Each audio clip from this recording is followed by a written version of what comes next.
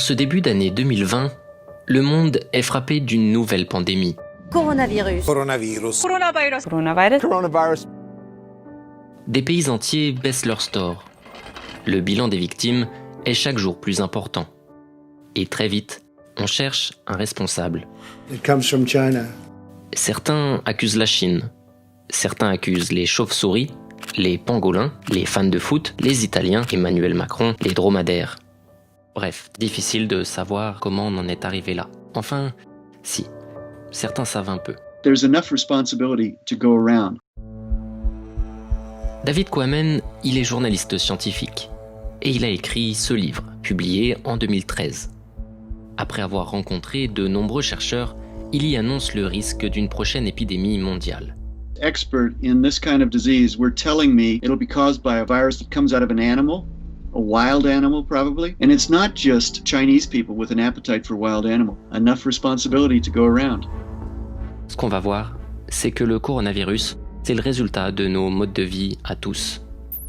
En nous développant, on empiète de plus en plus sur des territoires autrefois réservés à la vie sauvage. Et ça pose d'énormes problèmes.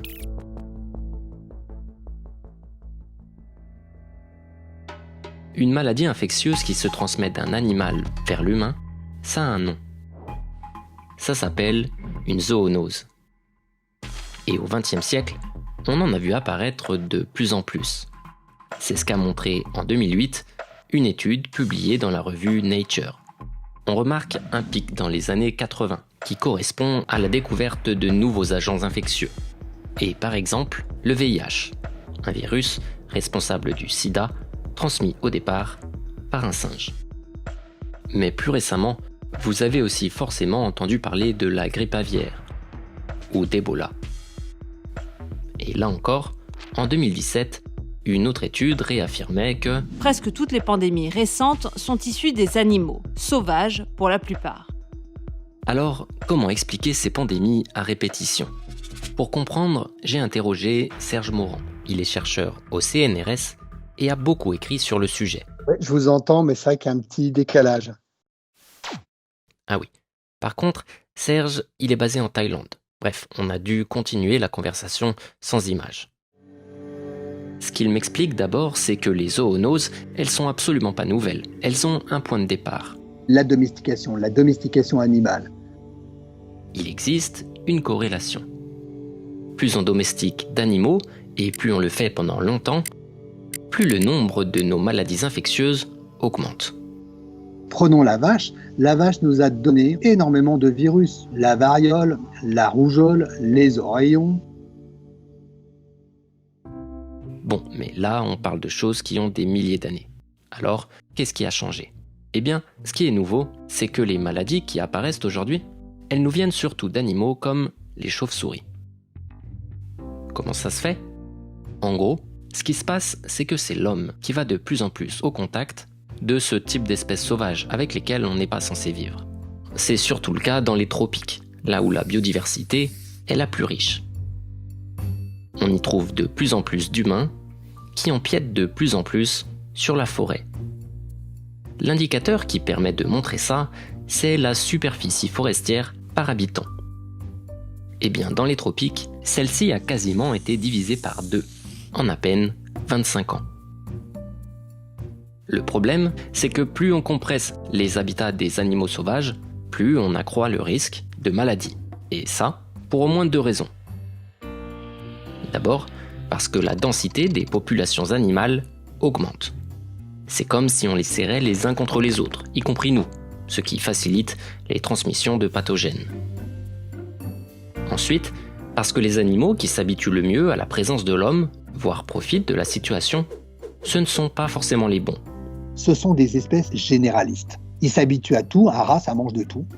Certains moustiques, ils peuvent faire aussi le repas sanguin sur tout. Et quand on est généraliste, on a plus de chances d'attraper des pathogènes et des virus. Au fil du temps, ces espèces généralistes, elles développent des résistances pour vivre avec ces pathogènes. Et donc, elles en transportent tout un tas, ce qui peut ensuite nous contaminer. Alors concrètement, comment se fait ensuite la contamination des humains ? On peut se faire mordre par une chauve-souris, mais c'est quand même assez rare. Non, très souvent, un pathogène qui est présent chez un animal sauvage, il va utiliser des ponts. Des ponts pour se rapprocher physiquement, mais aussi parfois pour muter petit à petit et s'adapter à nous. Ces ponts, ce sont d'autres espèces d'animaux. On parle d'espèces relais. Ça peut être d'autres espèces sauvages, comme le singe. Manger de la viande de brousse mal cuite, comme de la viande de singe, c'est un des vecteurs d'Ebola par exemple. Mais ce sont aussi très souvent des espèces domestiquées, chiens, chats, vaches, cochons, etc. Et le problème, c'est qu'à cause de nous, ces espèces sauvages et domestiques, elles se rencontrent alors qu'elles ne devraient pas. On peut parler ici du marché de Wuhan, en Chine. On y a amené, en plein centre-ville, des animaux sauvages qu'on a exposés à côté d'animaux domestiques, ce qui a pu favoriser l'émergence de l'épidémie de Covid-19. Mais je vais vous prendre un autre exemple qui est révélateur. Je vous ai parlé de la déforestation un peu plus tôt. Eh bien, la principale raison à ça, c'est qu'on souhaite convertir les forêts en terres agricoles, et notamment y pratiquer l'élevage.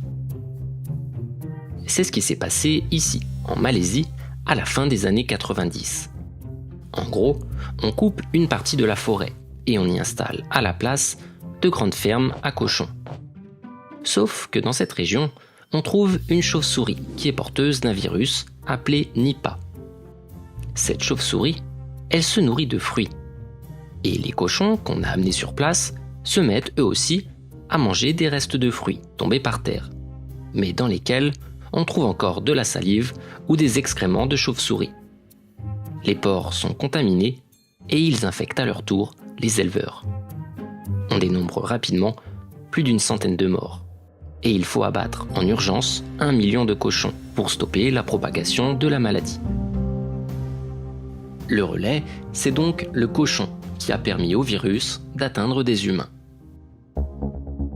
Mais tout ça, ça m'amène à parler d'autre chose. Le truc, c'est que ces cochons qui ont été contaminés par des chauves-souris, ils n'avaient rien à faire là. La Malaisie, c'est un pays à majorité musulmane où on mange très peu de porc. Non, ces cochons, ils étaient destinés à être exportés. Ce que je veux dire, c'est que dans cette histoire, ce n'est pas la chauve-souris le problème. Ce sont les choix humains de développement économique qui ont favorisé ces contaminations. Un autre exemple, c'est le Congo.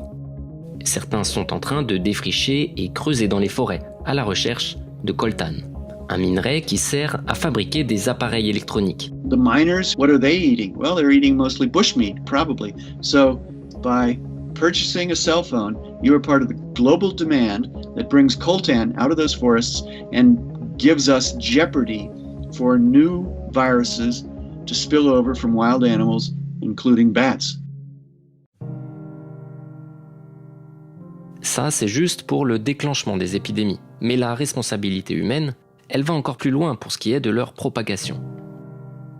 Ce qui a changé au fil des dernières décennies, c'est que nous pouvons désormais traverser le monde en quelques heures, en avion. En 40 ans, le trafic aérien a été multiplié par 7. Et puis, la population mondiale, elle est passée de 4 à 7 milliards pendant cette période. Il faut aussi préciser qu'une personne sur 8 vit aujourd'hui dans un bidonville, où l'hygiène est extrêmement précaire. Tout ça fait que les maladies peuvent donc se propager plus loin, plus vite, à beaucoup plus de monde. En 2008, l'étude que je vous citais au début de cette vidéo estimait ainsi que l'émergence de maladies est en grande partie le résultat de changements anthropiques et démographiques. Il s'agit d'un coût caché du développement économique humain. Aujourd'hui, d'après certains scientifiques, il existe plus de 320 000 virus que nous ne connaissons pas encore chez les mammifères.